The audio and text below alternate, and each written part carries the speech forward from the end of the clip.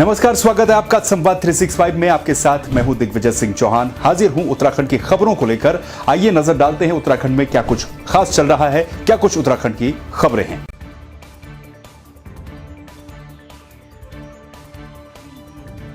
मुख्यमंत्री तीरथ सिंह रावत ने सचिवालय में चारधाम यात्रा की तैयारियों की बैठक लेते हुए अधिकारियों को निर्देश दिए कि चारधाम यात्रा के दृष्टिगत 30 अप्रैल तक सभी व्यवस्थाएं पूरी कर ली जाएं।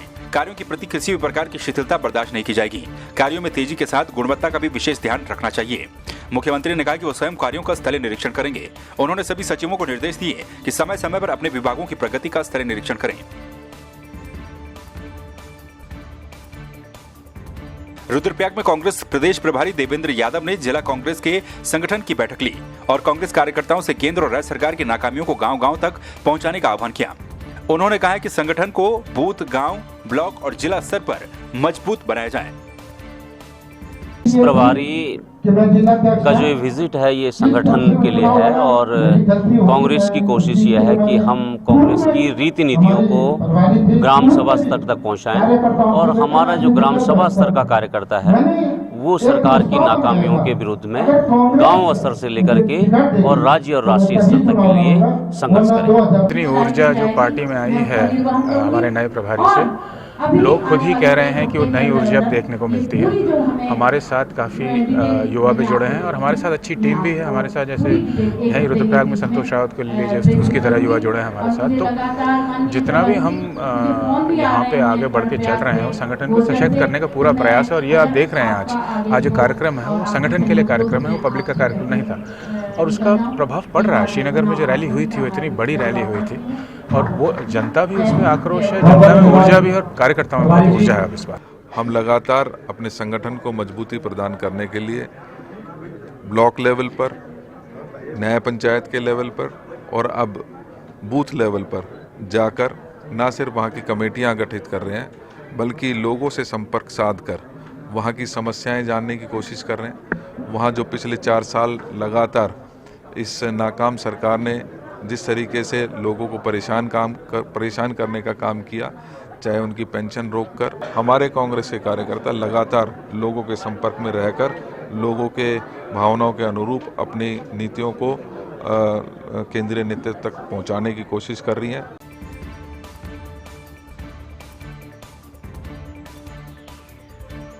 टिहरी जिले के कटारडी खनन विरोधी आंदोलन और बीज बचाव आंदोलन में सक्रिय भूमिका निभाने वाली समाज सेवी 80 वर्षीय सुदेशा जी को उनके उत्कृष्ट कार्यों के लिए राष्ट्रीय उत्तराखंड सभा लुधियाना ने मां नंदा शक्ति सम्मान से सम्मान किया है।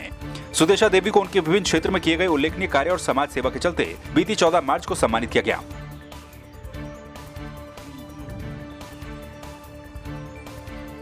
धारचूला के विधायक हरीश धामी ने आपदा प्रभावितों के मुद्दों को लेकर प्रदेश के मुख्यमंत्री को पत्र भेजा है।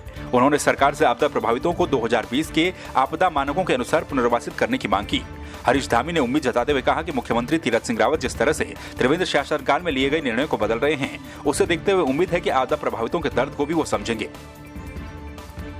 देखिए, मैंने हाउस में भी सदन में बजट सत्र में रखा था कि आपदा प्रभावितों के साथ जो ये नियमावली आई है कि 2011 की जनगणना के आधार पर पुनर्वास किया जाएगा, तो मैंने फिर एक बार पुनर्विचार के लिए जिलाधिकारी के माध्यम से माननीय मुख्यमंत्री जी को पत्र भेजा है। और मुझे उम्मीद है कि नए मुख्यमंत्री जिस तरह से कार्य कर रहे हैं, जिस तरह से पुराने मुख्यमंत्री के डिसीजन को चेंज कर रहे हैं, तो मुझे उम्मीद जगी है कि क्या पता आपदा प्रभावितों के आंसू उनको दिखे और उनके लिए जो जिस तरह 2013 में कांग्रेसी सरकार ने आपदा के मानक चेंज किए थे, उसी तरह ये वर्तमान सरकार भी आपदा के मानक चेंज करे और 2020 का जो मानक है उसके आधार पर पुनर्वास करे।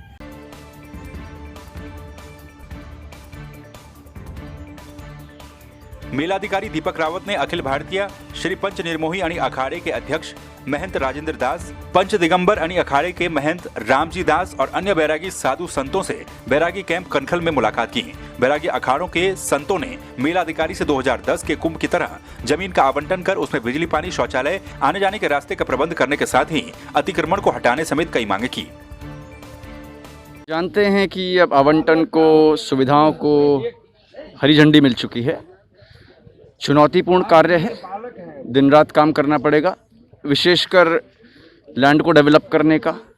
बिजली, पानी, शौचालय, सारी सुविधाएं यहाँ पे देनी हैं और समय हमारे पास कम है। मैंने कल भी सभी अधिकारियों की बैठक ली है और आज मैं दोबारा लूँगा और मैं स्वयं मौके पे प्रत्येक दिन अचानक आता रहूँगा, ये देखने के लिए कि समयबद्ध तरीके से काम हो, गुणवत्तापूर्वक हो। साधु संतों का पूरा हमें इसमें आशीर्वाद और सहयोग चाहिए होगा और वो हमें निरंतर मिल भी रहा है। ये अच्छा, हरिद्वार की पावन भूमि में हरिद्वार कुंभ मेला जो है सामने है, तो बहुत खुशी महसूस कर रहे हैं। भारत भर से वैष्णव साधु संत काफ़ी मात्रा में आ गए और वैष्णव साधु संतों का कुंभ मेला भी वृंदावन में भी चल रहा है, जो कि 26 तारीख को पूर्णा होती है। और जो है माघ मेला समापन पे काफ़ी वैष्णव साधु संत आ गए यहाँ। पहली बात तो यहाँ के जो वर्तमान होने वाले सीएम है उनको खूब खूब साधुवाद, और जो है भारत के आदरणीय जो है प्रधानमंत्री, गृह मंत्री की, उन्होंने साधु संतों की व्यवस्था और हिंदू सनातन संस्कृति की व्यवस्था को समझा और तुरंत राज्य के अंदर परिवर्तन करके और जो है भव्य और दिव्य कुंभ में और जो है हिंदू सनातन संस्कृति के कुंभ का श्री गणेश किया। उसके लिए वह जितना प्रशंसा करे उतना कम है।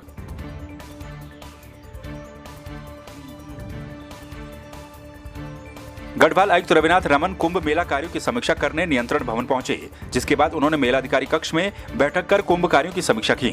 मेलाधिकारी दीपक रावत, जिलाधिकारी सी रविशंकर और अन्य अधिकारियों से अब तक हुए गए कार्यों की जानकारी ली गई। गढ़वाल मंडल आयुक्त ने सेक्टरवार मजिस्ट्रेट की तैनाती, बिजली पानी की व्यवस्था सुचारू रूप से नियोजित करने के निर्देश भी दिए।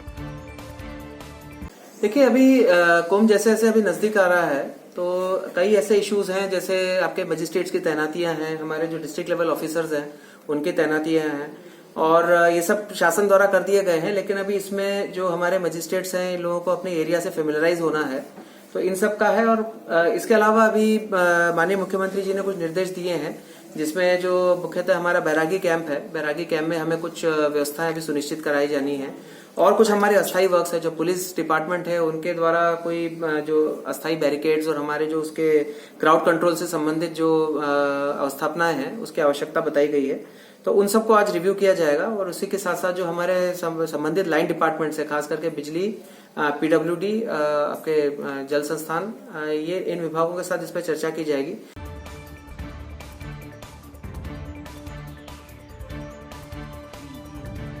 राजकीय स्नातकोत्तर महाविद्यालय पोखरी के तत्वाधान में राष्ट्रीय सेवा योजना के 7 दिवसीय शिविर का शुभारंभ देवस्थान में हुआ। महाविद्यालय के प्राचार्य संदीप शर्मा और मुख्य अतिथि वत्सला सती ने दीप प्रज्वलन किया। इस मौके पर NSS के स्वयंसेवियों ने सभी अतिथियों को शॉल भेंट कर सम्मानित किया। राजकीय स्नातकोत्तर महाविद्यालय नागनाथ पोखरी में आज राष्ट्रीय स्वयं योजना का शुभारंभ हुआ, जिसमें हमने समाज की कुरीतियों पर विचार एवं मंथन किया। राष्ट्रीय स्वयं सेवा योजना के मुख्य कार्यकारिणी अधिकारी डॉक्टर NK चमोला सर जी ने इसका आयोजन यहाँ पे शुभारंभ किया। आज के आयोजन में विभिन्न वक्ताओं ने हमें संबोधन किया, और उनके संबोधन में से हमें बहुत सारी प्रेरणाएं मिली। महाविद्यालय नागनाथ पोखरी में राष्ट्रीय सेवा योजना का जो शिविर है वह देवस्थान गांव में लगाना सुनिश्चित किया गया है। यह शिविर 7 दिवसीय होगा। इस 7 दिवसों में राष्ट्रीय सेवा योजना के सभी कार्यकर्ताओं द्वारा विभिन्न प्रकार के सामाजिक कार्यों में बढ़ चढ़कर हिस्सा लिया जाएगा। इस दौरान जो है वो छात्र छात्राओं द्वारा विभिन्न कार्यक्रमों के माध्यम से नैतिक मूल्यों को जनता के सामने रखा जाएगा।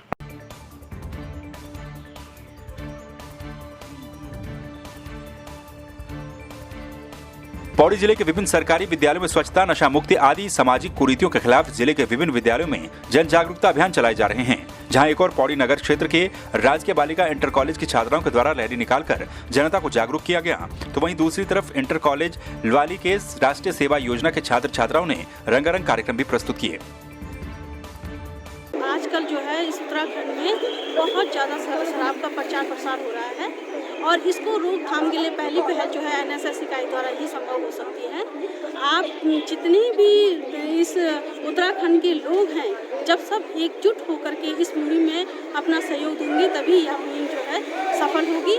और नशा मुक्त उत्तराखंड, संस्कार युक्त उत्तराखंड, ये हमारी AD सर की थीम है। हमारी स्कूल का नाम राजकीय कन्या इंटर कॉलेज है पौड़ी। हम स्वयं सेवी छात्राएं हैं। हम यहाँ जुलूस निकाले हैं नशा मुक्ति पे, और ये नशा बहुत बढ़ चुका है। आज की डेट पे नशा बहुत बढ़ चुका है, जिसके चक्कर पे घर पे राशन नहीं ले जाए, अगर जो जैसे घर के कोई कमाने वाला है वो राशन नहीं ले जाता है घर पे और उस पैसे की शराब पी लेता है और घर पे मारपीट करता है। तो इसको हम रोकना चाहते हैं, इसलिए ये जुलूस निकाला। चाहेंगे कि जितने भी मतलब गरीब परिवार होते हैं वहाँ ज़्यादा शराब का सेवन किया जाता है, नशाओं का सेवन किया जाता है और हमारी जो मम्मियाँ होती हैं वो कैसे भी करके अपने बच्चों को पढ़ाती लिखाती है, परंतु हमारे जो बड़े भाई या फिर हमारे पापा वगैरह बहुत अधिक शराब या कुछ अन्य नशा करते हैं, तो हम उनको छुड़ाना चाहेंगे। हम जैसी की छात्राएँ, स्वयं सेवी छात्राएँ, हम अपने इस पहली पहल कर रहे हैं नशा मुक्त कराने के लिए।